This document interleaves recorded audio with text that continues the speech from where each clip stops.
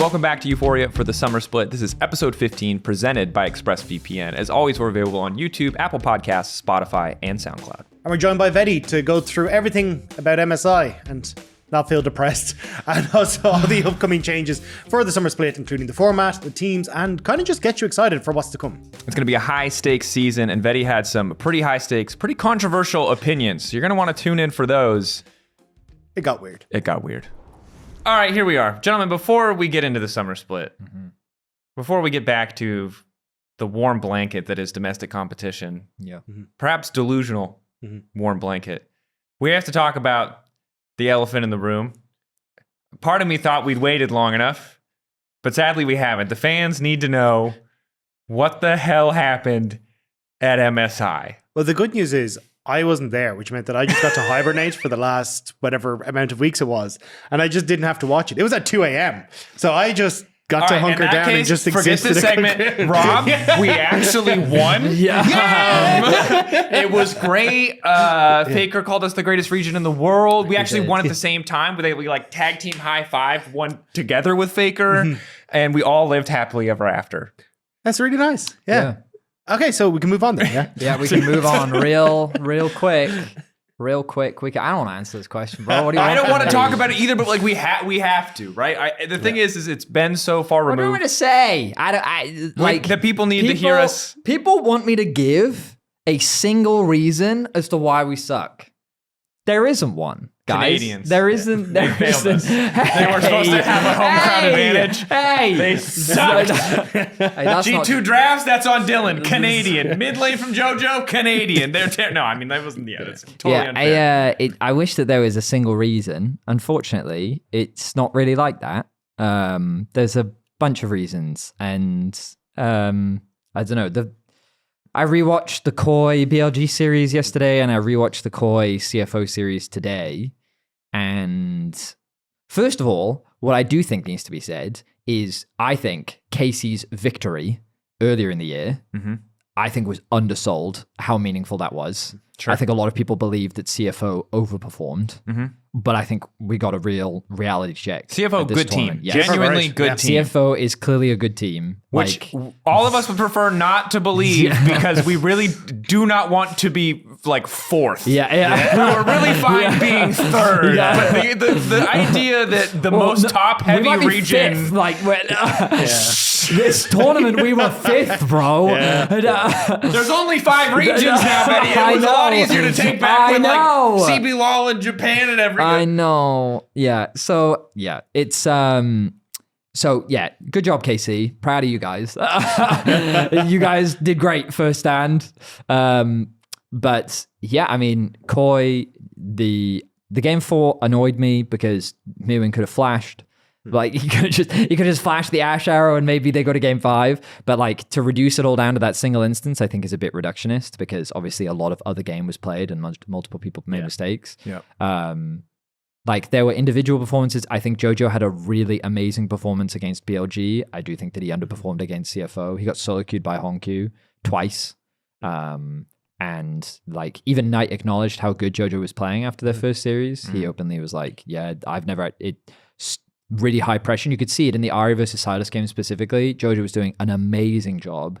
And then Knight got, like, 2 kills on side lanes. And it's just these things where it's these little things where, like... the teams from the LPL and the LCK, like on the high level, they just make better decisions more often than we do. It feels like that they're very rarely lost on the map. They clearly have a good game plan, which the number of times that I had to watch G2 just seemingly be confused, like what they do next or like hesitate in their decision or all sorts of things. Just, I mean, BB was open about how he felt he was underperforming, but like, I don't know, I have no excuses to give. Like the teams, they played bad.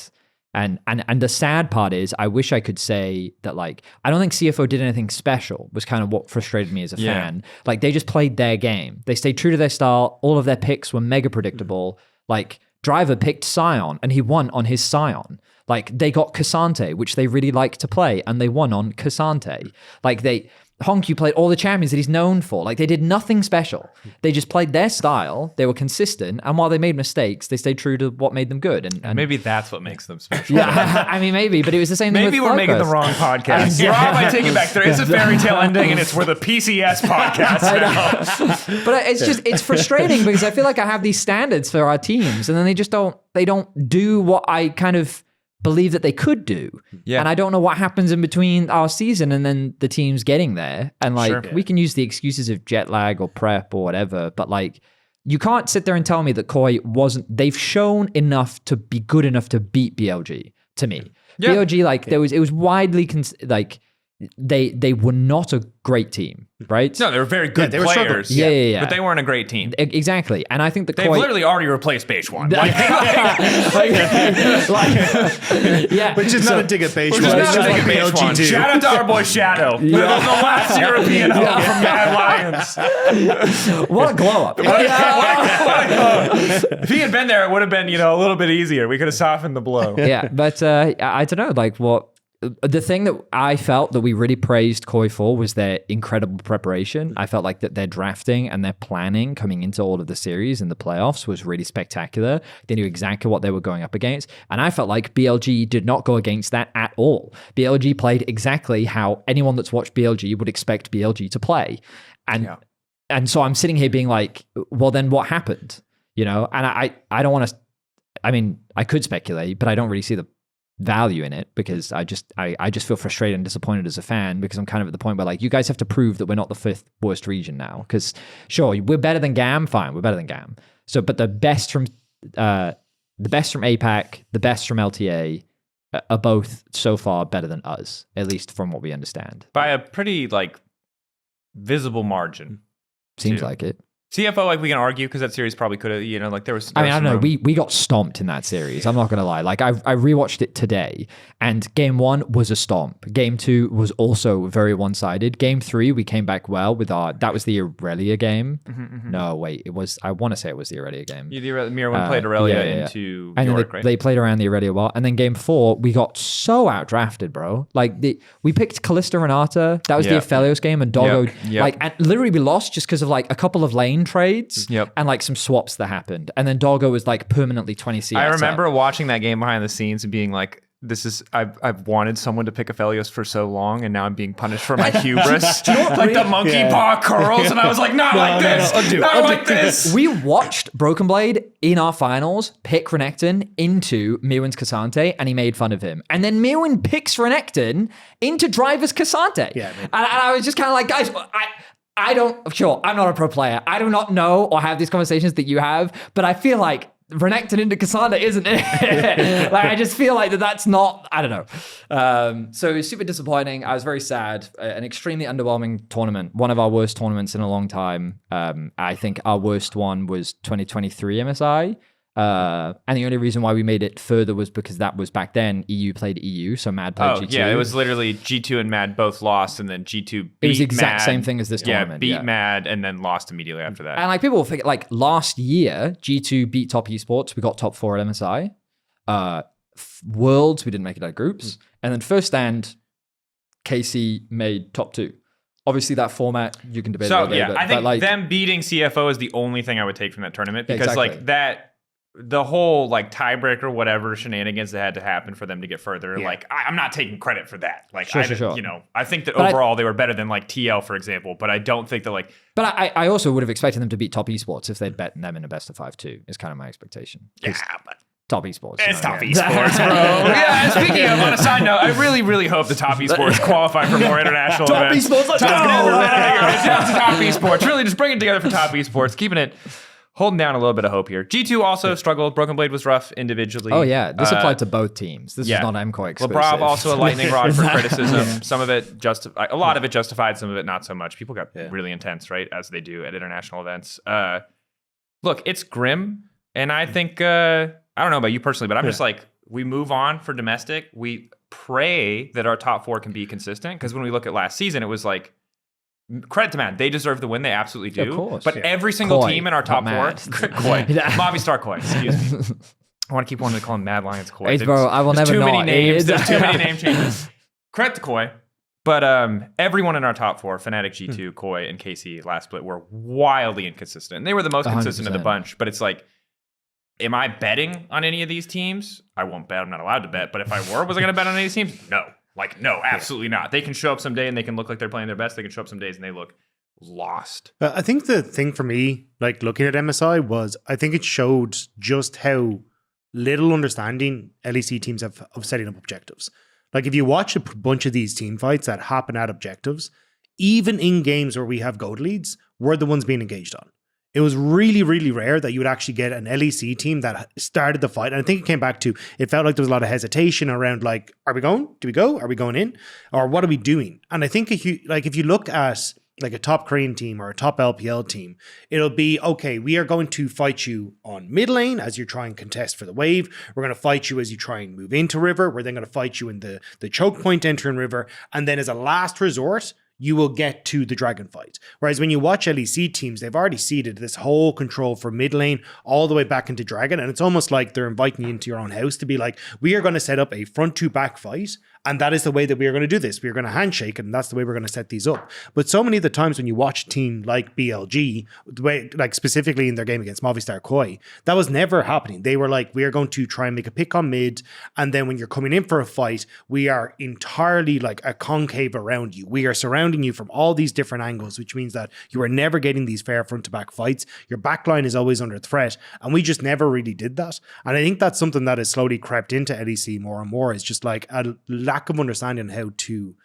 try and play for flanks, how to set up multiple angles of attack. Yeah. And it has just become more of a front to back. We will set up two lines and we will just bash heads. And because we've got the gold lead, 9 times out of 10, we come out on top. Yeah, I don't think we see a lot of the nuance in team fighting that we saw and then the best of fives in this tournament, where you can play a short fight where not everything is committed, to chip away at cooldowns, to re-engage later, to have a cooldown advantage. Mm-hmm. How many fights do we see from Gen G especially where like nobody dies because they're just playing on the edge there? And it's, I don't think we're fighting at that level. But even like you'd see 4 versus 5 fights where one of the Asian teams has gone down a player, but they're just like, oh, well, you used 3 ultimates to make that happen. We just win the 4 versus 5 now. And you'll get the dragon, but we're going to kill you after the dragon. And it's stuff like that I think is just a different understanding of how to fight fights. I do think that, it shows up there, and it shows up a little bit. I think in the G2 Fly series, the thing that I noticed was like the amount of just like autopilot kind of play on lane resets, on like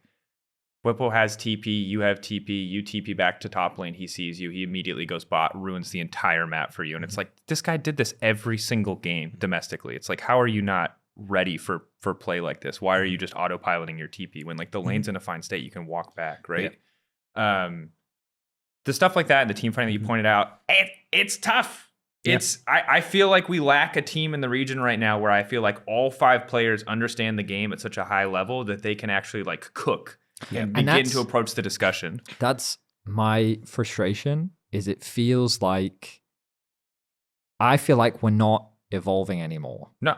I feel like that we're stagnating. And I think that I've been harping on about this for so long now. I just feel like that our practice is fundamentally poor. And I think that something needs to change. I don't think we can just do scrims anymore. Like I don't think it's enough. And I can't say that is for sure exactly what all teams do. I shouldn't just make that assumption. Sure. But like, I feel that there needs to be more resources into educating pros on the theory and the science of the game.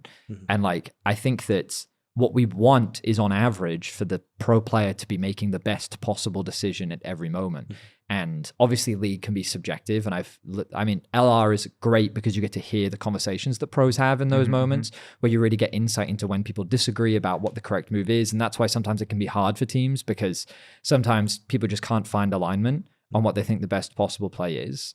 But there has to be something that changes, I think. Otherwise, I think we're just going to be stuck here. And I think Korea has proven, like, the argument that I always hate is that Korea, like, gets good scrim partners, but like Korea, they built themselves up to this point, right? Whatever practice structure they implemented, whatever they've done over time, they have resulted in the teams that we have now. And we just need to get back to, and I think we've done it before as well. Like I won't just use G2 2019 because we had it with Fnatic 2018. And I also think that like Vitality 2018, they had a defined style, like the Jizuke era. Like, sure, they didn't get out of groups at Worlds, but they definitely made teams bleed, and they challenged them in a way that showed that if you have an identity and you have a clear game plan and everyone's aligned on the game plan and you can execute it well, then there's ways to show growth and develop and become a really good team. And I think that that's just some of the stuff that we're missing. I think we're becoming homogenized into this like generic way of playing the game. Maybe it's the game, maybe it's the practice. Like, it's never going to be a single reason, of course, but I don't know. I want to see our teams evolve.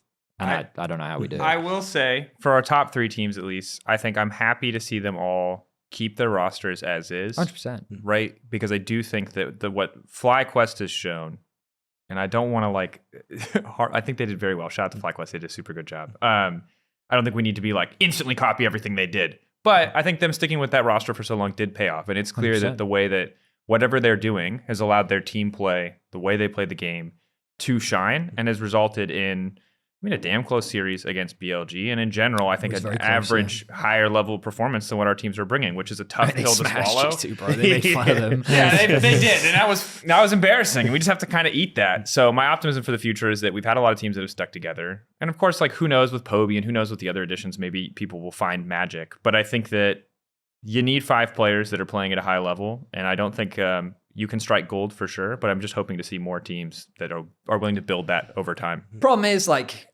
we can't sell the cope anymore. Like, no, I need hopium. It's on let's get out of this. What's our on the hopium? teams. They've got to prove themselves. They've got to prove us wrong at this point, because we're all downers. We're all like, we're so pessimistic. It's fine. I really want them to prove that they can do it. I believe they have the potential. I've seen it. I genuinely thought Koi in that game 4, I was like, you can win this series. It is super winnable. You've shown me that you have the ability. I thought, bro, Alvaro defined himself as the best support in the league at this tournament. That series against BLG, he was so good.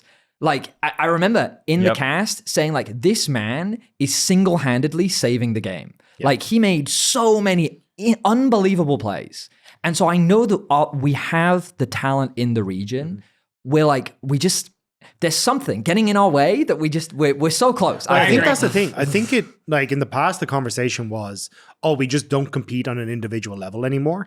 But I think on an individual level, we do match up across the board, or at least are giving ourselves a fighting chance. You can. Yeah. But it's rare that it's complete lane. I mean, yeah. But now it is more of a case of, okay, how do we get the cohesion on a team that we're all playing off of the same playbook? We're all doing the same thing at the same time. And I think that is much more difficult, because it's not just like Alvaro can step up and hard carry an entire game. That's not the way League of Legends works anymore. So I think it is just a case of, now comes the crunch time of, we actually have to work as a group to decide, how do we want to play the game? How do we actually want to make these plays work together? And how do we get a coaching staff that can basically put that all together to work well? And I think that's where it becomes much more of a difficult thing. It's going to be tough, but I like the Alvaro shout out. The GOAT of MSI, even though it's a bad MSI. Caps had a really good performance. Caps also had a good performance. I think Hans Summer also had a very solid tournament. His center definitely up for debate. We got to talk about that center. But I also thought JoJo, his BLG series, was genuinely awesome. He was super good. So some bright points, but 100%. Overall, we'll hold on the bright points for now. We'll hope that level of performance continues domestically, levels up the people around them. We dream of more. Now, though, bringing it back to Summer, there's some new faces joining us. A surprising amount of changes coming in for Summer. Normally, especially in a 3-split season, there's just not a lot of roster changes after winter. But we have, I believe, 9 total changes, 8 new players, as Bukata has merely shifted over. And I'll just kind of list them off, Mavlib style, and then we can kind of talk about the ones that stand out to us most, as we're going to have a ton of time with these players over the course of the split. So Fnatic, Humanoid out, Poby in, BDS, Irrelevant, and 113 out for Rooster and Bukata. Navi, we can talk about Navi more, but obviously Rogue gone, Navi in. Roster mostly the same. Malrang remains in support, however, with Hans Samdi next to him. That's right, Hans Samdi, not Hans Sama, if you aren't familiar. Sammy D, baby. Thager in the jungle, coming in from the Spanish ERL, was most recently second. And then SK, we have Dundun, Skeens, Abadaga, and then for Vitality, Fleshy, as Niski is no longer with the team. So decent amount of changes, honestly, mostly centered around our middle to bottom of the pack teams. Not a lot of changes on the top side of the standings outside of Poby in the mid lane for Humanoid. What do you guys? Who's the most interesting to you? What of these are the most exciting? Do you want to start there? Yeah, what's the most? Sammy D. Rob, enlighten us why it's Sammy. Because I think most people would say Poby, aka the killable demon That prince. is what I was about to Some say. roads Yes, lead to him. I would definitely But say that. I think that would be our BuzzFeed headline. But please enlighten us as to why this isn't like a hard drive meme article and you are legitimately excited. It is definitely a bit of a meme because back when I was in LPL, Sam D played on V5 and was part of that like miracle V5 roster that managed to shoot up from a nothing team to play in playoffs, and people thought they were actually going to make the miracle run right the way up till finals. Oh, he was on that roster? He was on that roster, yeah. Ah. He was the finger gun man himself. Who took the role from Y4 at the time. But to be fair, like historically, you'd kind of expect him to be fairly good. Like he started his career training under Ruler and then moved over towards Sunim, where he played with like On, who's now on BLG, and then joined that V5 roster with Weiwei, who's went on to BLG.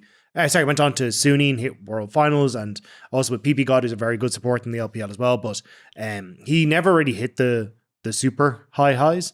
And then he ended up just kind of hopping from each region.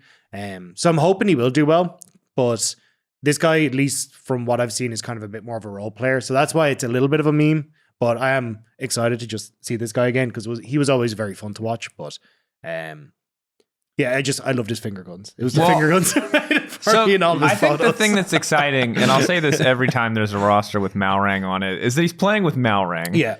Which means that hopefully, and every time I say this, I curse it, and then they play very slow. Hopefully there's some pace here on the bottom side. There's some 2v2s. No guarantee they win them, but there will be some 2v2s. I mean, yeah, this is a little off topic, but obviously NAVI coming in. Yeah. For those that don't know, a very established esports organization as a whole. 100%.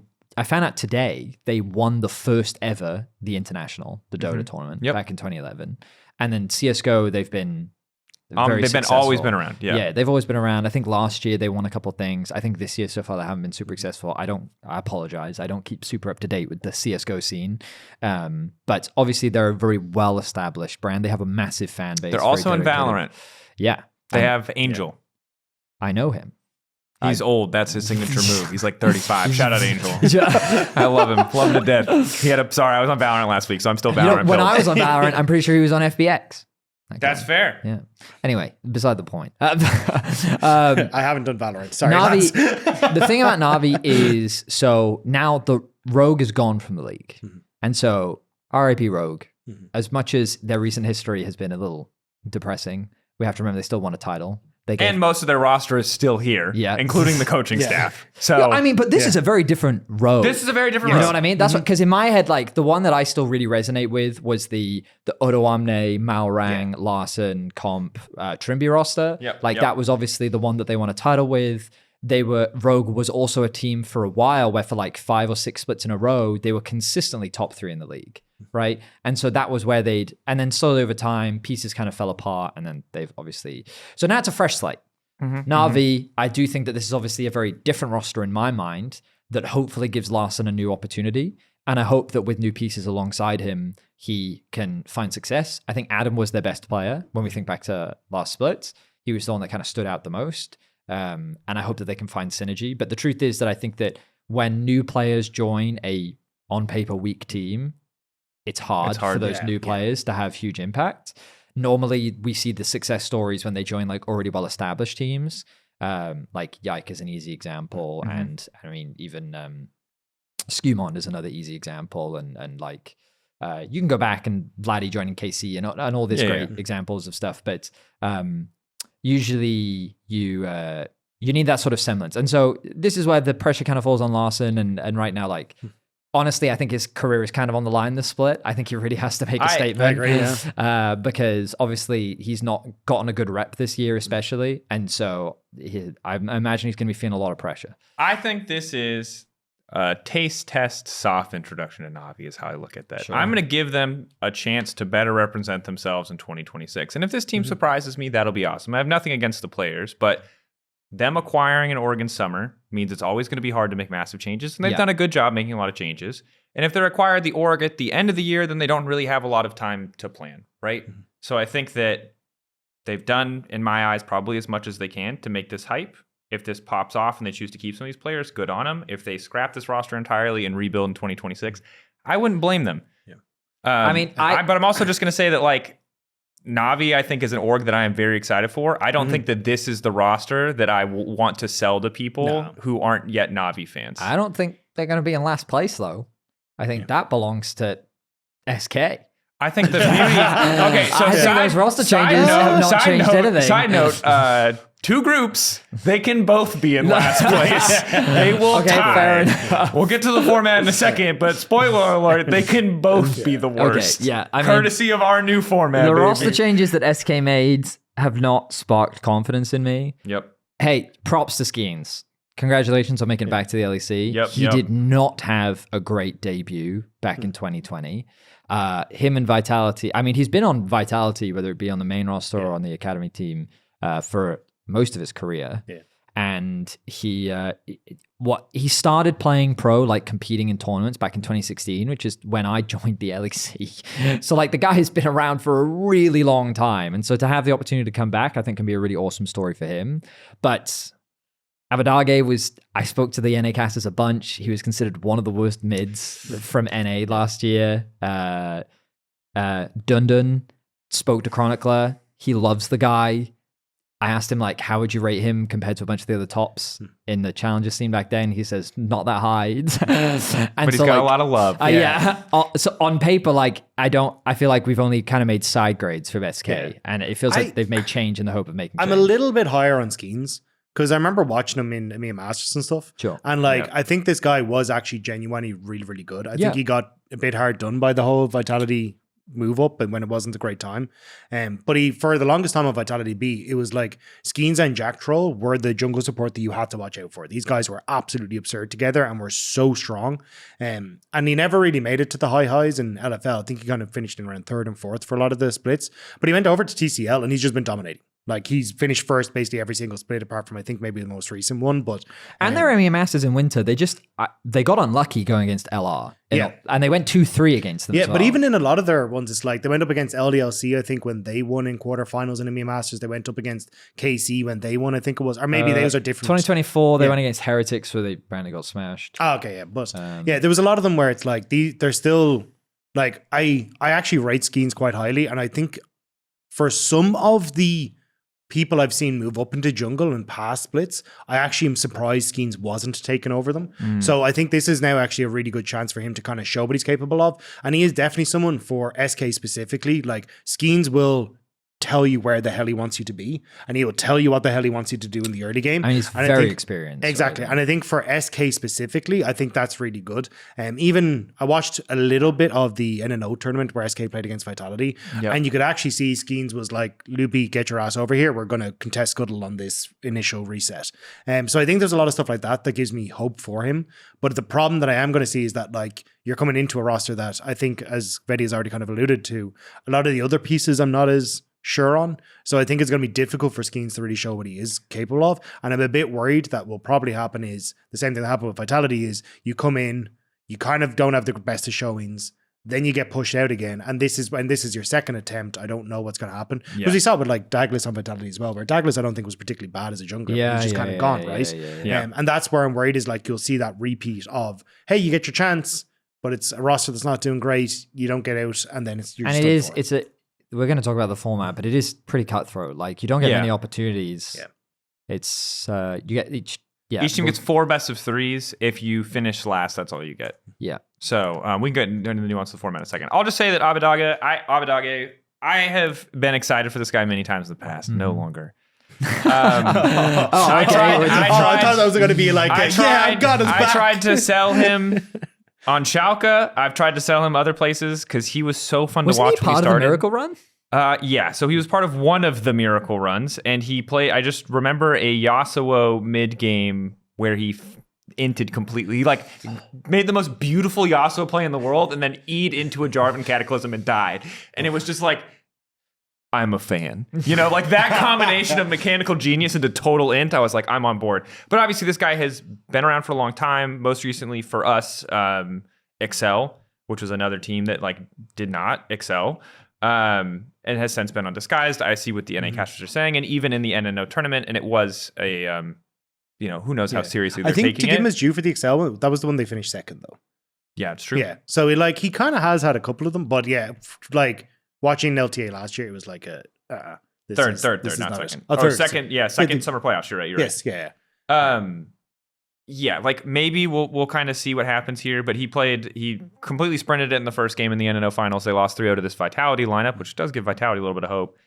First game Toledo was terrible. Second game Rise was okay. Third game was meh. So it's like I don't want to keep putting teams in the we'll see pile, but this is a pessimistic. I think this team is playing for fourth in their group, as is my expectation. As is NAVI. Yeah, as you rightly said in the group, like that's where I put them. I said 10th earlier, but fifth place is kind of my expectation. It's 4 best of 3s. One upset can get you into a position to play again to maybe make it out of group. The easiest example is First Stand, where Team Liquid beat KC. And then they lost everything else. And then because of that, and the whole tiebreaker thing, like it's... oh, yeah. If our top teams aren't consistent, it gets messy quick. It's really messy real quickly, I think the last thing we should hit is there's obviously a lot of rookies to talk about and a lot of rosters to talk about, but the last one I want to hit before we move on to the format is Poby. Hell yeah. He's the one I'm actually excited about. Some roads lead to him. Choby, the killable demon prince. I feel bad because okay, I'm gonna say something you mentioned to me before. Can I say it first? Because let me say it first because I think you probably have some takes. My thing about Poby is the strongest thing about him is his branding, and his branding is that he's not one of the greats. Right. It's that he subbed in for Faker, and while I would love for him to be good for the sake of Fnatic, for the sake of our top 4, this is the most mind-boggling pickup I have ever seen. Because everyone I have talked to has said he's all right. And it's like, what are we doing? Like, I agree, Fnatic, something needed to change. And I've heard that he has a great attitude already behind the scenes, which is good because I know a lot of times Korean players, when they come over, especially if they're by themselves, have some trouble adjusting. I've also heard his English is pretty good as well, which is... But also all just positives. But this guy is not when you look at the Thanatos pickup, he was a mechanical demon. Even Rooster, there's an argument that he's like... Poby isn't like, he's not like Wampa stomping LCKCL. No. He's not like the GOAT of a lower league. He's like, he's right. But also, especially when I watched back like some of the conversations that were happening around ME Masters, and like Checkerlad was even, there was conversations about him being the best performing mid laner at ME Masters in spring, And remember that Nemesis was there. And so like that just goes to show like how talented he was throughout that competition, how much of an impact he has. And like, I'm sure that if you dig like, the potential for mid, I think in Europe has never been one that's lacking. I feel like we've always had pretty solid mid laners in the league, especially given that Caps largely reigns supreme. We've seen the rise of VTO, like Jojo Pyun has developed incredibly quickly, I think, as a mid laner as well. And his laning has always been very reliable. So like, I feel like the region has access to a lot of talent in mid right now. So for them to bring in Poby does surprise me. Because like there has to be some reason. Like there's got to be something about him that stands out. Let's like, for context setting, if for whatever reason you missed last split, Fnatic topside, which is Oscar Renin, Razork, and Humanoid, has once again like not delivered after many years of not delivering. And there was a big call to change something on topside. So some change for Fnatic topside felt like it was mandatory. Yeah. There's a lot of, I've honestly lost track of what was speculation and what was fact, so I'm not going to leave it any deeper than that. But like, something was going to change for Fnatic, right? So it's not like Humanoid, someone had to go. I understand why they'd pick Humanoid. So why Poby? A very good question. But if you're a Fnatic or you're just tuning in, it's like Fnatic were going to make a change no matter what. Of our top teams, they were the only team really under pressure to make that change. Because like, well, the mid-jungle duo specifically have just been given too many chances at this point. And so something needed to change. And it's not 100%. like, and I would, like, you are in a relationship that is failing for that long. You probably also are like, it probably is a breath of fresh air to have that change, right? I think it's good for all members of the top side involved that a change has happened. And there's a world where, like, as far as I understand, he's still on the bench for Humanoid. So they could, in theory, always bring him back. And the thing about Humanoid is, say what you want about him. When he's good, his ceiling... No, but even when he's not like, even when he's under criticism, top 5 mid LEC, pretty consistently. Like I can't actually think of a time I've kicked him out of my top 5 list. Yeah, fair. Maybe I put him in 5th, but like I don't think I've actually ever kicked him out. And like, Worse, maybe 6. Maybe 6. I So- do think it is more so just for the change of voice. That's what- having yeah. someone that's not going to. I'm not going Not to voice. say I Yeah, know yeah, the yeah, insides and outsides of. Well, Fnatic, I think that when Raya was on the show, he said something that stuck with me, and I'll bring it up again, which is that like when you've lost as a player so many times, it is trauma, and you need to find out how to overcome it. When you've lost as the same 3 players so many times, it's like something needs to. when did Oscar join? What year? I forgot. that was the year. 2023, That was the reckless year. He broke his hand. Wonder subbed in. Was that 2023? I think it was because I think it was the I'm year gonna I say joined. 2023. 23. Phil is 23. also saying, I think. Thank you, Phil. I could check. We're fine. But they've had a lot of tries. And last year, when they 23. lost so 23, embarrassingly to G2 in games that were so won in the summer finals, not the season finals. That was last year. Yeah, last year. That felt like it could have been the nail in the coffin. But they were winning those games. So I think there was an argument to be like, okay, a little more. Different bot lane. Again, no one jumped pretty good, but like different bot lane, fair. And then obviously And also, wasn't just enough. on Poby, so it was 2023. Faker announced that he had some wrist issues.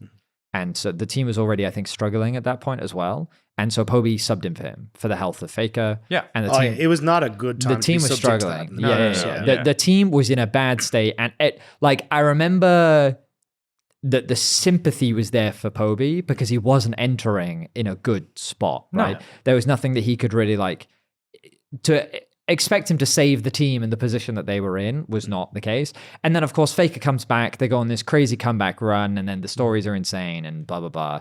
Bob's your uncle. And so Faker just kind of then further cemented his legacy as the GOAT. And Poby was there like holding down the fort as best as he could. And it's just one of those things where it's kind of like he spent as far as I could tell, his whole career on T1. Like he's just been a part of the organization for as long as he's been competing. Came up through the system. Yeah, he's come up through the system, and T1 do have an eye for talent.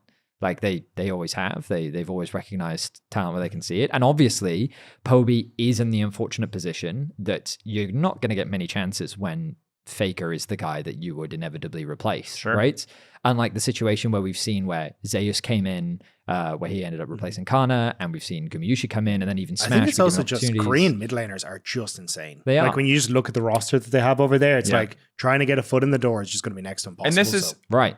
The thing I'll say is I want to give Poby a fair shot. 100%. But I think here's the thing. He's coming in on a team that we expect to be top 4. And that is the standard we have to hold him for. That's true. And that's a tall task. If Fnatic fans let us know, LEC pundits let us know, other than us, like if we're all fine calling Fnatic a middle of the pack team, I'm much happier about the Poby acquisition because it's like he can exceed my expectations to be great. He has to replace Humanoid. And like, yeah, is he going to be better than Humanoid is worse? Probably. But he also has to hit the ceilings that Humanoid hit if this is going to be an upgrade. Well, I mean, this is the thing, right? You have to imagine that what Poby is bringing is an environment shift, right? Sure. Yeah, so, for sure. And whatever, guaranteed an environment shift, right? Good or bad, who knows? But yeah, we don't know. guaranteed a shift. Yeah, I don't think because- I've seen a photo of this man that isn't him smiling. Exactly, right? And so maybe just... Who knows what he's thinking, though? He could be a... I mean, we've all had that experiences in our lives where sometimes you just get introduced to a new team member, whether it be on a sport or whether it be in your workplace or whether just a new guy joins your friend group. And sometimes they just bring so much positivity that it really Sometimes just the changes vibe is great. energy. Sometimes the vibe is terrible. But if the vibe is good right off the bat... And the thing that worries me for Poby is that like sometimes, especially if you're coming into a tough environment, that can bring your energy down. And here's I'm hoping that Fnatic go up in that like Poby's excited to be there. He's excited to have that opportunity, and Fnatic are excited to play with him because of his enthusiasm. And you have to imagine that a player like this being given this opportunity, he's going to go 100%. Oh yeah. And so if what we hear about the conversation about Humanoid is that like he doesn't take the regular season as seriously, he can only be motivated by like serious games. And again, like if all of this is true, like I have to imagine that Poby's the exact opposite of that. And while this is all speculation, like these are just kind of me speculating kind of These why are the, Fnatic these are would the make yeah these these types are of the changes, things that right? would need to be true for this decision to make sense to you. Kind of, yeah. Yeah. And so I am excited about watching Poby play. I can't lie. I want to see him pop off. I'm gonna be honest. Also, like the fact that all the memes are great, and I've never had an easier time I want to pitching. know how much he knows about the memes. Okay, because that's from true. his perspective, Also, but from his perspective, like it's not something that he's cultivated. People have cultivated it on his I'm not behalf. sure if we're gonna get to make this, so I'm gonna ask if someone on Reddit can do this. Please take any of the years where Faker has been in a final, edit out all the shots of Faker, and put in shots of Poby. If you do it, What? Why? Because it's like the Faker trailer with the dramatic Faker reveal, but it's Poby every single time. Poby sitting Poby on the throne. Poby. Some roads lead to him. I will find a way. Maybe I can't actually promise to get that in our show as a way to hype up, kind of shit on. It's weird. I'm not sure. Fnatic before a match because the idea of Faker playing the piano, but it's Poby makes me laugh. Every I love time. the idea that it's not even like it's just a photo, like a 2D You're like cutout. beautifully shot opening ceremony into like really sloppy green screen of Poby. Like that's all. I'm excited. I hope he pops off. I hope he has a great split. And hey, I hope for the sake of the Fnatic fans, like genuinely, I think it would be great if Fnatic could win. Like I think that the organization desperately needs a win because but also for the league, I would love a year where we have 3 different teams winning. That'd be sick. I just love that idea. If this is a split where everyone is showing up and someone manages like in the last minute they cook like a genius pick or a draft, great. If we have another playoffs like our last playoffs where it's just like, oh my God, they're throwing. Oh my God, they're throwing. Oh my God, they're throwing. No. Like, I'll be less I genuinely jazzed. I think Koi played super well in our playoffs. No, I agree. So, they were the most consistent team. They deserved it by far. 100%. The teams around them were struggling to show the form that we had seen in previous weeks. I don't want to take anything away from Koi. I think Koi were sick. I think Supa had that evolution. What you said about Alvaro rings true to me. Best support in our league. Like Mickey's gonna have to step it up if he wants to compete back for that title. Dude, I am hyped on MKoi, but it was a weird playoffs for sure. Sure. The thing I want to shift our attention to, there are a lot more rookies to talk about. We'll hit them more over the course of the season. But the other thing that we mentioned already is the new format. For those of you who missed it, there is a format explainer on YouTube. I encourage you to check it out if you want the full context, but I'll give you a quick TLDR. We have 2 5-team groups. Teams were basically decided based on seeding. So as I understand it, we have group 1, which is team 1, 3, 5, 7, 9. This is just based on where they finished. So that is Movistar Koi, Karmine Corp, Giant X, Team Vitality, and NAVI. Group 2, G2 Esports, Fnatic, Team Heretics, Team BDS, and SK Gaming. They're going to play 1 single round robin best of 3, so that is 4 matches. The top 2 teams are seeded into a very classic LEC playoffs bracket. You're going to have a winner's match. You know, we'll find out early who our 3rd seed is at Worlds. You can see it behind me on screen if you're in YouTube land. If not, again, there's a nice visual in the format explainer. The 3rd and 4th place team from each group will play cross group. So for example, let's say we just leave it in order. If they finish exactly as they're listed, GX would play Team BDS, Vitality would play Team Heretics. The winners of those are seeded into the lower bracket and wait their first round opponent, the losers from the upper bracket. So if I'm verbally explaining to you, it probably sounds like a lot. The TLDR is you want to be top 2. No one is immediately eliminated unless they come 5th. But top 2 in each group is really the goal. Single round robin, best of 3, and of course, fearless as always. So this is a weird format. Well, it's the same format effectively as old MSI, as first stand this year. Obviously, except until you get to the playoffs and the 2 groups merge. Yep. But the biggest thing about this format is upsets have massive impact. Yeah. And first stand is the best example of that, where from what I recall, everyone was tied. Everyone was beating everyone else, and it came down to really niche tiebreakers and like the fact that top esports was slightly unpredictable. So like KC, I think went 2-2, CFO went 2-2, and I think top esports went 1-3, but they were tied with TL, who are also 1-3. But then because top esports beat someone that like all this other stuff, tiebreaker stuff, then TL ended up getting knocked out. You know, and so it was. They were actually all 1-3. It was the least. It was the least sexy exit from groups ever. It was Flying Oyster and Hanwha 4-0 and 3-1 respectively. Everyone else was 1-3, and Breakers are what knocked Team Liquid out at 1-3. Oh, there you go. Then I was completely wrong. Yeah. And so it was. Yeah, but that's what I mean. Well, like these groups can have massive. If the top 2 is just we're way better than everyone else, and then obviously the top teams, one of them has to lose, but then the other 3 are just fighting it out in the dirt, then it can get really messy. And I think it probably will. I mean, pending total collapse, look very similar to this first stand group stage, which is there'll be a 4-0 team, probably a 3-1 team, and then everyone else. I could also see 2 3-1 teams being very realistic. Also possible. Yeah. But I am ready for a fist fight in the mud for that 4th place position because again, while Navi and SK are certainly on the bottom of or at the lower end of my expectations, the bottom of my expectations, the bottom of my tier list, which you might get to see pretty soon, you will. Spoiler. Like, I don't think it's hard. I think it's the easiest prediction of my life. It's pretty. It'd be a hot take otherwise. Again, it only takes one day where you show up, where you're more prepared, you have a better draft strategy, you get one win, and at the very least, you're dragging them down with you. And then depending on, I don't know exactly what the tiebreakers are for this format. I imagine they're similar to the past, but I don't want to quote without full confidence. Like, you could find your way out. Yeah. But it's cutthroat, it's ruthless. Yeah. And it's because, like, summer's fast. We've not got long until Worlds, guys. Like, it's we're getting straight in there, August and then September, and then I think the season's like 6 weeks long or something, seven weeks, something like that. Yeah, I'm excited for the amount of best of fives in this, though. I think it's gonna be sick. I think it's just the fact that you get a chance to actually show so much, plus the fact we're still in Fearless. Like, I think you're gonna have. I don't think it'll cause a lot of upsets, but I think it will give some teams a chance to actually show what they're capable of. And if you do prep well for a squad, you end up taking a win and something you're shooting up. I think it'll be interesting to see. Yeah, I think that again, upsets, just because it's so high stakes because it's single round robin, like, there's so few games. Every single game is really, really important. Not because expectations are close, just because there's so few games. Like, you don't get to have a bad week one and then reset and come back stronger. So we'll just kind of have to see how it unfolds. Personally, I think both groups are pretty comparable. To be honest, Group 2 kind of hinges on how good Fnatic are with Poby and how good Team... so I'm optimistic about Team BDS. That's why I referenced Team BDS. How good Team BDS are. Sure. But Group 1 feels like cut and dry. Koi versus KC. I honestly think like that matchup probably decides the favorite for our playoffs. 100%. Like, whoever wins that should just be favored moving forward. Yeah. And I think it's kind of... I'm imagining that when we get into the playoffs, it'll end up being cross group. It will be. So what will happen So is, first round is cross group. If we took it like this, G2 would play Carmin in the first best of 5, and then Koi would face Fnatic, which honestly, I think that those two teams, in my opinion, are the two favorites coming into the whole league. So like, I think it benefits them as well. Yeah. So yeah, I think, I know I'm weirdly optimistic about KC. I think that Koi have demonstrated to me that their coaching staff is good at helping the players improve.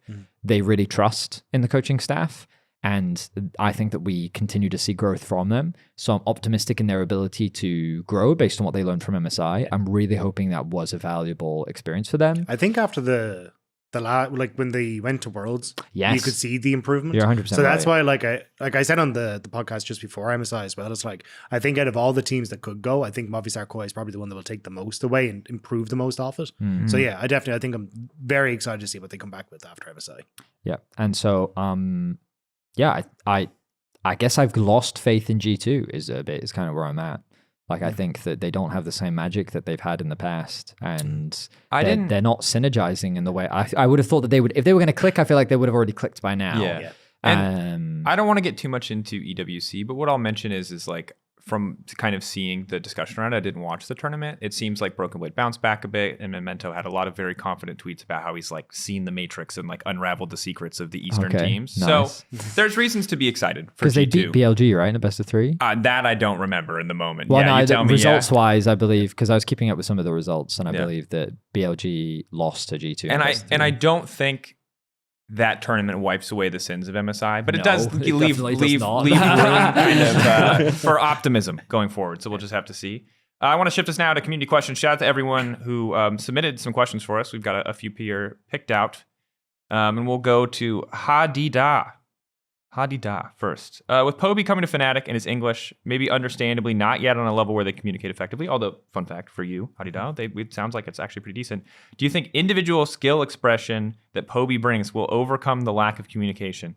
Well, brother, I'm going to tell you, I wish I had not taken your question, not because it's not great and not because I don't appreciate your contribution, but because we just spent an entire 5 minutes saying, at least for my part, I don't think Poby's going to be like... European faker. Like, I don't think this is the guy to contest caps. I would love to be wrong. I would love that. I would love to be wrong. I can see the story. Poby makes it to Worlds, first round. They end up going up against I don't have to wait for the meme trailer anymore. Like they can just play each other. They can just get the movie. And I can see it, and then Poby gets the solo kill on the faker, and we're like, all roads lead to him, or we're like, wow. You know what I mean? Like, we can see it. No, it's not all roads to lead to him, but this one does. You got the line. I'm ready, dude. This is all I'm good at. My casting is trash. No, I'm kidding. I'm here for the lines. Oh my God. god! Oh, that would be a banger line, bro. That's crazy. 100%. Yeah. Like I would love for Poby to be good, but I'm sorry, Honey. That like we're skeptical. He is a solid individual player. I hope that his fundamentals and his communication and understanding of the game allow him to slot in well with Fnatic. That'll definitely help him look better. But I don't expect Poby to be like out here smashing the other top teams. Can he beat like lower tier teams, mid laners? Yeah, 100%. I guess it's very much like my expectations don't really fall on Poby's shoulders to save Fnatic. It's actually just more on Razork and Oscar. It's like, the question is, does the rest of Fnatic look better following an environment change? Exactly. Right? Exactly. I will also say, like, just looking at mid lane pool around the world, like it's Talia and Annie is the most picked. Yeah, we're all playing the global meta. We have there's one game right now, but it's more for better and for worse. As Poby, as far as skill expression goes, Annie. I'm just saying, may not have the most skill expression available in the current mid lane champion pool. Maybe, you know, perhaps you're right. I think anyone can drop a bear on him, and I think Poby is overqualified for that position. So if he's playing Annie, I agree. You know, we'll and again, there's just a lot. Yeah, I'm not going to count my chickens before that. I'm excited, and I hope that Poby fits well into the team. And I'm strangely optimistic, but I feel like that Fnatic fans have every right to be Duma right now. And, you know, Fnatic fans, I'm praying for you. I'm hoping that you get some light at the end of the tunnel. Our next question from Shorty Boy at Bodie and Ionut. With so many teams changing players on, I believe you meant roster. You wrote Rooster here. Rooster is a player joining the league, which messes with my head, but I think you meant roster, so I'm going to say roster. With so many teams changing players on the roster, what team do you think, filling in the gaps here, will level up in terms of hand diff? And Shorty Boy is expecting that macro is more of a long-term thing. Who gets the hands diff level up? I'll let Rob go first. Who gets the hand diff upgrade? Who gets the hands upgrade? Who's got the clearest hand upgrade of the teams? I can give you the roster right here, by the way. Yeah, no. They're out.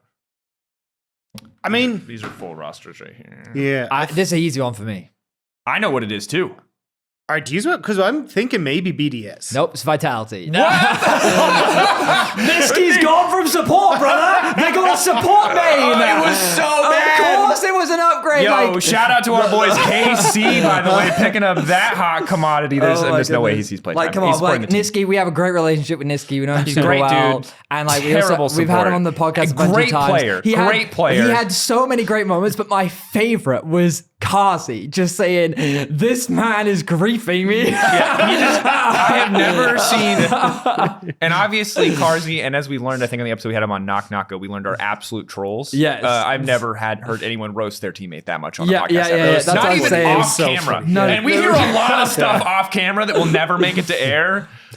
That's a good point. Like that, his Nico was just like it. Literally, both lost them games and won them games, and like that. The duality of that player, like his lane, like what's hilarious is when we had Mickey and Upset on the podcast. They were like, we think we're the best bot lane in the league, except for when we play Kazi and Niski, who are the only bot lane that have 2v2 killed us. But like, that's the thing. I think hands-wise, Fleshy, I want to be optimistic for Vitality. Yep. But it's hard because it's Vitality. They 3-0'd SK in which is a good start. The little turn, the NNO Cup. They also lost that best of one to Heretics. When they were winning the whole game, like I'm to answer that question. I think Vitality is the team that have had the biggest hands diff upgrade. That's what I think. Okay, but only because Niski's there. Yeah, specifically because Niski has been replaced by Fleshy. Just roasting Niski. I hope he has a great time on KC. BDS, you want to go? You can talk because I think we agree on BDS. It seems. Yeah, because I was gonna say I think like Bukata showed some good stuff on SK, and I think. But actually, I suppose that's a bit of a difficult one for me because I think 113 showed really good stuff. Really at times. good, like individually. But it's in Zhao. Remember those games where he was just flashing, engaging on Zhao all over the place and like hard won them the game. So I don't want to like use this as a diss against 113, but I think it is basically getting the consistency that BDS needs because I think that's kind of where BDS have shown that they're comfortable is when they have a roster that they know what to expect from. We're going to set up well. We're going to push our lanes, we're going to go to objectives, we're going to have the objective set up correctly. And unfortunately with 113, you just didn't really get that because you would try and do something a bit funky before it all kicked off. So I think having that is going to be huge. And then also Rooster, I think is just a nice addition because I think Irrelevant had his time with his champions in a meta that suited him really well. But when it came to, hey, we need you to play Sion, we kind of need you to like take space and hold control in team fights, that's not where Irrelevant shown. So I like that they're bringing in Rooster now to kind of provide that once more, where he can be a bit more of he can play your own besses, but also understands how to play tanks. Mm-hmm. Yeah, I'm ready for Rooster. I'm hyped for this guy. Like, sure. And again, it's nothing against Irrelevant, because I think that when he was playing really well in years past, like I was all in on the Irrelevant hype train. It's just he wasn't good recently, and that's kind of the harsh reality. And I think for this BDS team, this kind of upgrade, I'm also just generally optimistic for BDS, because I think Nuke and Ice are a super solid duo, and like the more stable the rest of the map becomes around them, the stronger I think BDS will be. That said, they had a pretty abysmal finish, so we'll have to see. But that's kind of my take. I'm with you on this one, Rob. Although in terms of pure numbers, you are winning, Betty, because that is, yeah. If we want to just take it by the math. The man asked who had the best hands upgrade, and I stand by it. But like Nisqy technically has hands. It's just he just didn't know how to play support. Just not in support, he didn't. Yeah, got caught a lot. Once he got the Alistair ultimate, things looked a lot better. By level 5 below, oh my god. I just think like Nisqy, if he finds himself mid lane on a team, I imagine he will do super well. Yeah. I think he could sub in for Vladdy, and I'm sure he'd slot in quite nicely in that roster. I just hope he doesn't go in for Targamas. I think that would not be the play. He takes off the giant Mickey Mouse gloves to go back to mid lane to play. Again, love you, Nisqy. This is all said with love. Yeah. Big fan. And he's in I think from what Casey said, he's in like a supportive position with the team now. He's officially a sub, but I believe it's like trying to support the team. And so hopefully that only further helps Casey's pursuit of being a strong team. Our last question from Damiania, casual Dami. I mispronounced your name, I'm so sorry. How do you as a caster prepare for the LEC? What sources are you watching? What notes help you the most? Do you get intel from teams? I can go first. Yes.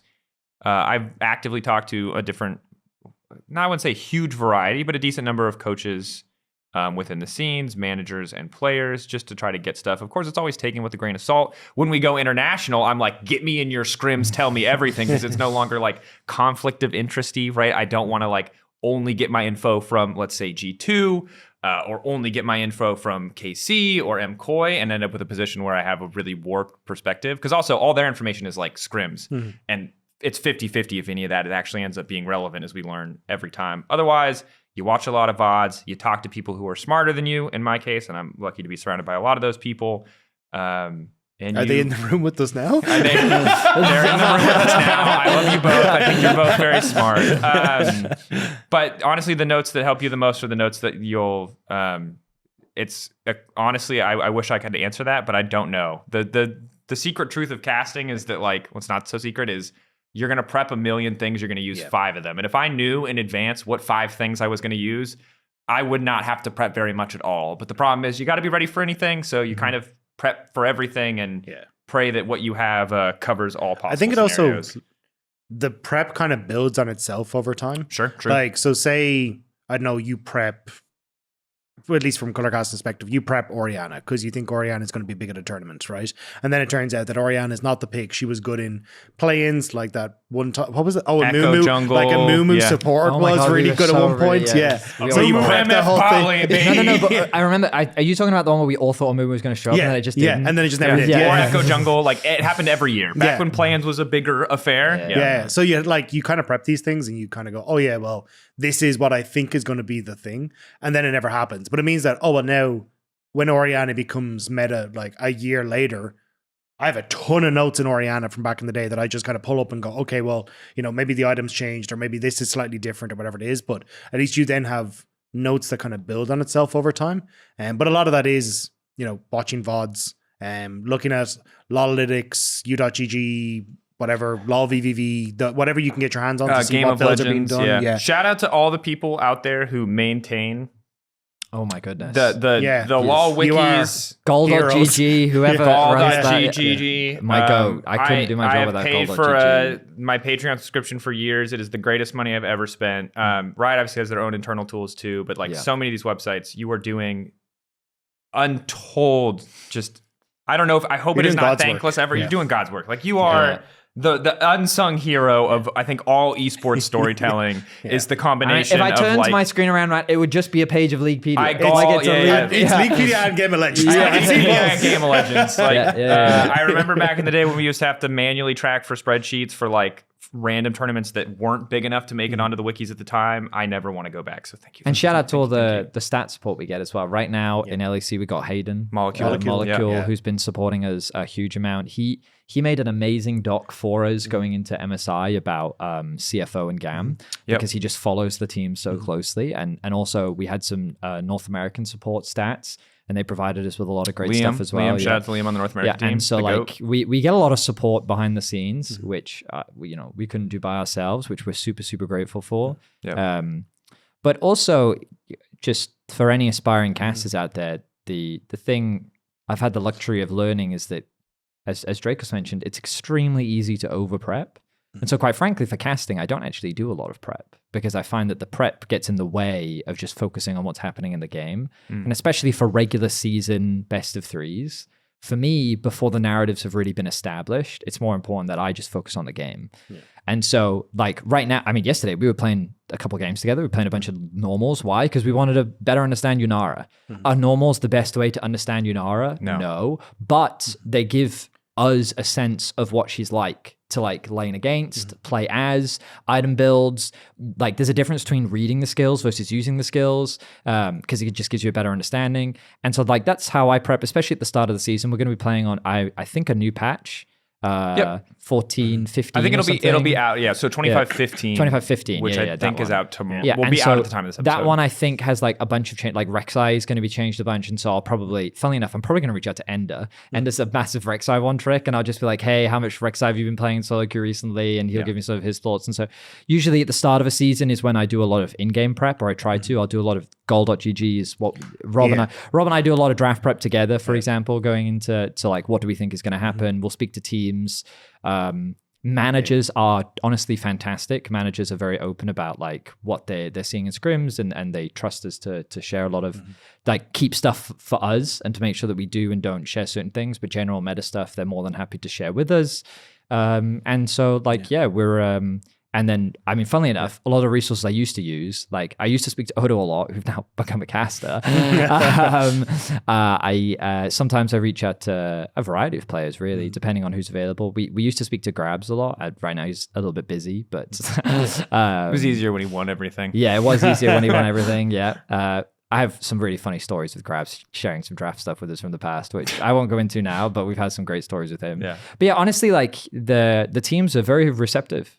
And I'm very grateful for the teams that are, I've very rarely had interactions where I've reached out to a pro and said, hey, what have you been prepping? What are your stuff? And they're very, very recently I reached out to Melzet before MSI to kind of get his take on where he thought his team was. And he talked to me for like an hour. I asked like a bunch of questions. He talked to me about the team. He talked about his perspective, no holds barred. I ended up filtering it because I think a lot of it wasn't going to make sense for broadcast, and I didn't want to put him in a position where stuff he had shared with me was used against him, but it was really, really useful. Yeah, I'm still a little nervous to reach out to like players and people that I haven't interacted with first. So like, no, you just cold message, bro. Cold DM him so about it. Hey, what's your 80 carries Discord? I need to hit him up with a question. Because that's why it's like Odo, Finn, Jack, like those kind of lads who are on the team now are great to reach out to. But super valuable, I still find myself watching an awful lot of VODs, and like there's YouTube channels like I blanking on some of the names, but like there's Dominus Replay and stuff on YouTube that will literally be VODs of super hot, like Challenger Korea, Challenger LPL, or like Super Server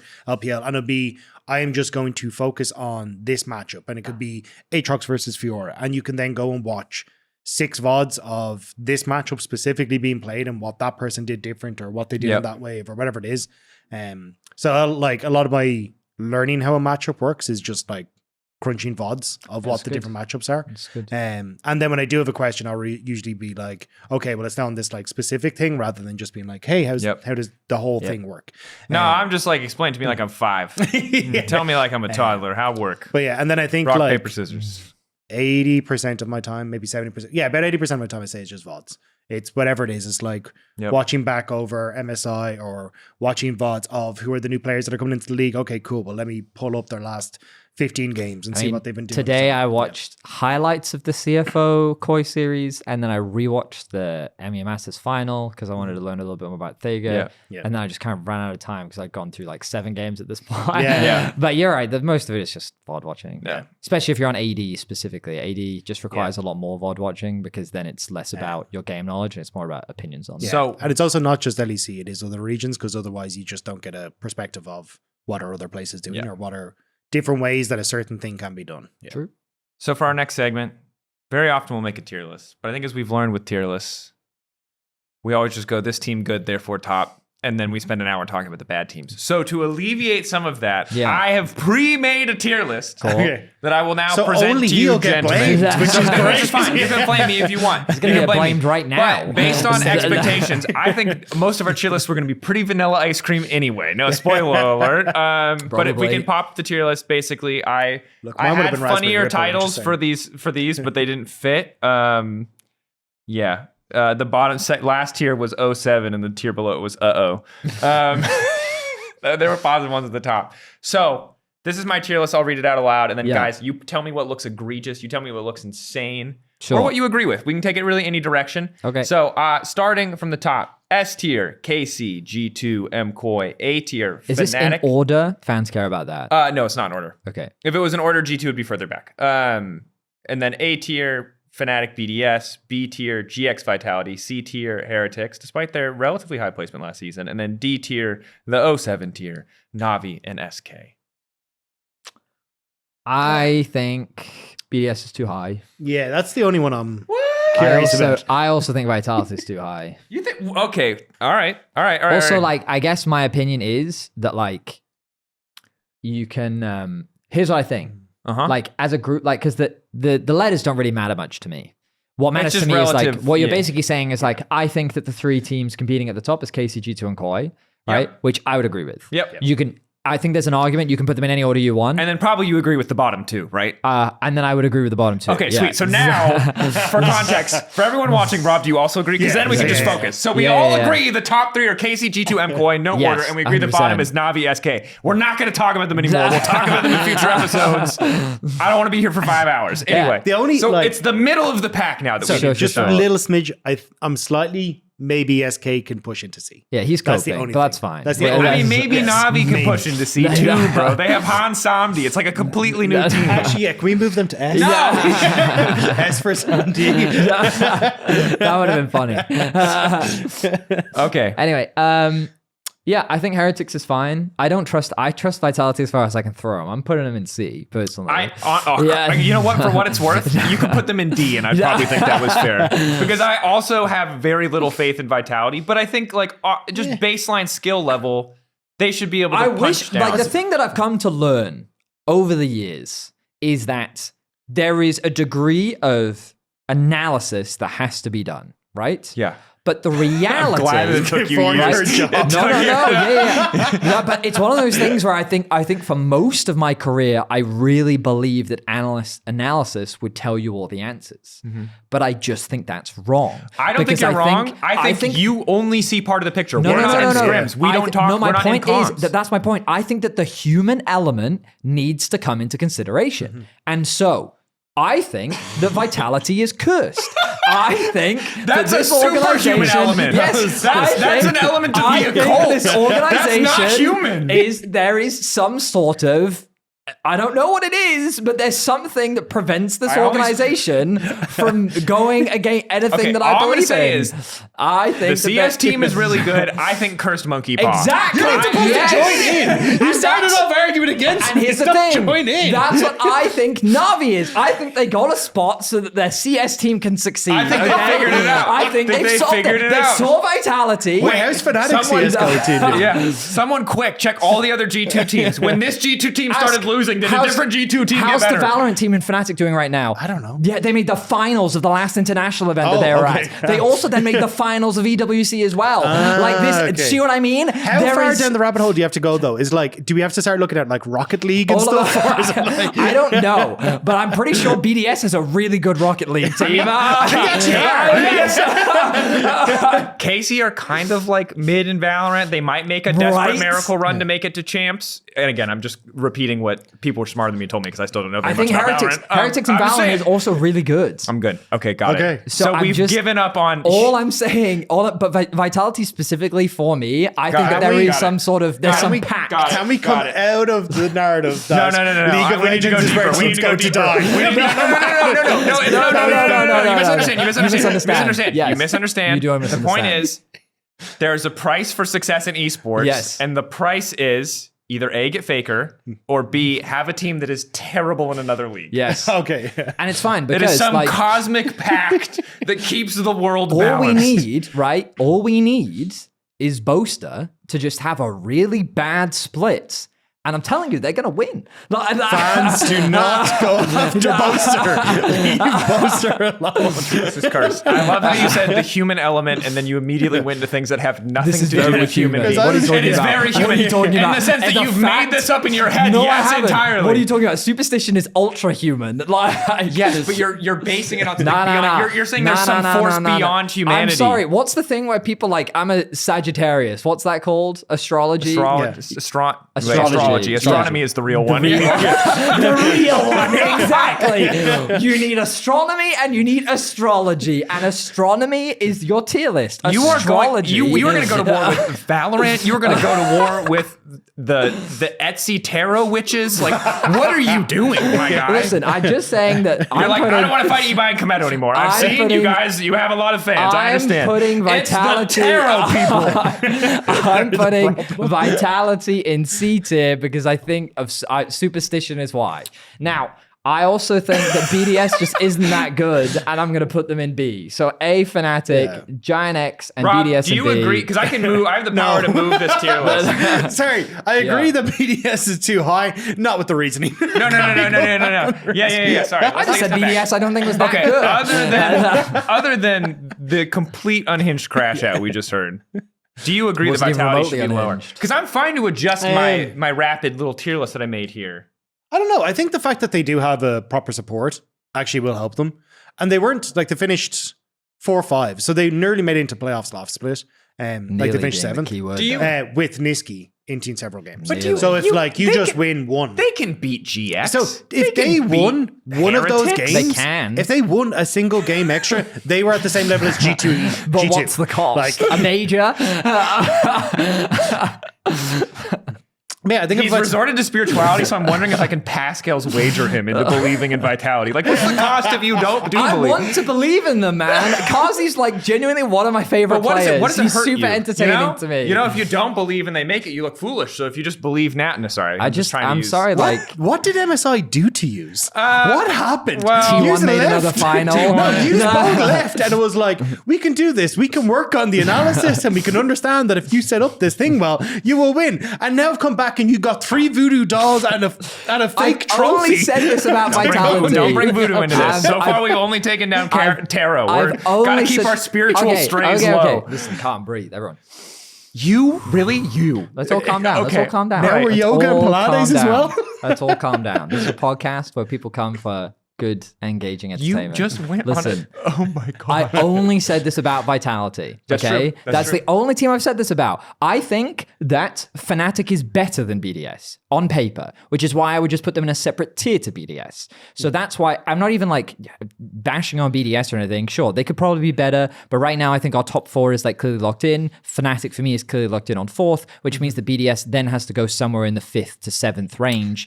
And so there I just put them underneath. And then I would normally love to believe in Vitality, but this is where the superstition comes in because that's really my only real analysis when it comes to this team. To be fair, again, Vitality of every team on this list, I trust Fnatic, who I trust almost not at all in any best of 5 ever, more than I trust Vitality. But so if that's what I'm saying, if Vitality won a single game more, they were matched with G2 and 4th. Cool. And like, but they we also just said how much Niski was into. Let's look at this. If they had won one game, they beat GX. They beat MKOI. They beat SK. They beat BDS. I think B is fair. Objectively, you guys are right.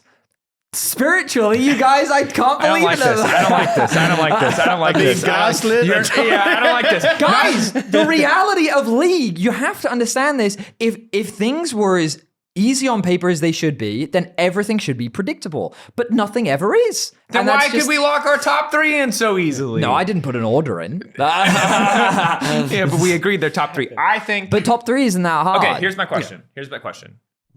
Let's talk about expectations then, because that's a way we can frame it for Vitality, where maybe you can feel more comfortable. My making expectations for them are high analytically. And yes, so what would be considered success for Vitality? What would be considered success? We've spent way too much time on goddamn Vitality. playoffs again. Oh wow, thank you. Yeah, come on, man. They lost to Heretics. That's true. Making playoffs. And they threw that game. To be fair, they need to be top 8, and then they need to, most likely because they'll probably be also, third, like, fourth, they bro, need to beat the cross Heretics group in the decider. best of 3. They should have beaten Heretics too, should've. and then they They lost. should've. Like that's my point. This team, like I just can't trust them, man. Like they've too many times. They don't have any idea what they're doing in the mid game. They just get cocky or they throw. Like I do they think are with the super support, irritating. I do think with the support change that will make it. I easier. am not unfounded in my belief. Okay, hold on. This is the final question for this tier list section because I want to keep this tight. We have failed. We've already failed because we spent too much time talking about Vitality, which is why we tier list into episodes this. are always like 5 hours. Every time production briefs us, they're like, make an hour episode. We're like, oh, no Wrap it up, problem. Drakos. Come on. And then we have 20 minutes on like Rogue. Let's for go. some Come on, reason, what's your instead of talking point? about G2. My point is this: give me a top 6. Give me your top 6. Predict me a top 6 because that's what matters, right? That is 6? playoffs. Top, of course. Again, 7, 8, everything that. Sure. Top KC, 4 in each G2, MKOI, Fnatic, everyone agrees is in, right? Yes. Yep. Then 4. I'm probably going to say Who are the BDS last Vitality, two? I think. BDS I'm Vitality. saying BDS GX. That would be my expectation. Fair. Yep. Yeah. GX. Noah Jun. Yeah, I can see Yeah. it. But BDS confirmed. I mean, I want to believe in the system. I also think BDS are like, even though they always end up being the same team, which is really annoying, even when they swap teams, they always feel like they veer back towards being the same team. 113 a bit of an acceptance to that with the Nidalee. Here's the thing, the difference between 113 and Bukata real quick. I think Bukata can be more of a role player, and I think 113 had a style. 113 you had to play for 113. Right, and so, or had to let 113 be 113. Yeah, that's my point. I think that he had a way that he wanted to play the game, and I think that was just difficult for how BDS, like they have a system is what I believe. And so you need everyone bought into the system. And so I want to believe that these changes. Yes, the Dragons. Team fight. Eventually they will come fight you. I at genuinely the believe like Dragons. Nuke and Ice have proven multiple times that they're top tier. Very 100%. Very good players. So BDS have the foundation. They just need to put the pieces around those two. And I think that they can be successful. And ultimately, like there's a world where I could see them again. That, you know, not that long ago, just last year, they were consistently top 3 in the league. And so I want to believe that they can knock Fnatic out of that 4th place spot if any team's going to do it. So what it seems like is we ended up on a pretty agreeable tier list, which is Just move Vitality down, yeah. No, we're not moving Vitality down because Rob and I would agree with Rob. I think Vitality are making it. Yeah. I don't believe in Sorry Heretics. I think it was, you guys made it and you earned that spot, but it took a lot of stuff going right for you. And sorry to Phil, who made this wonderful editable tier list that I have moved nothing.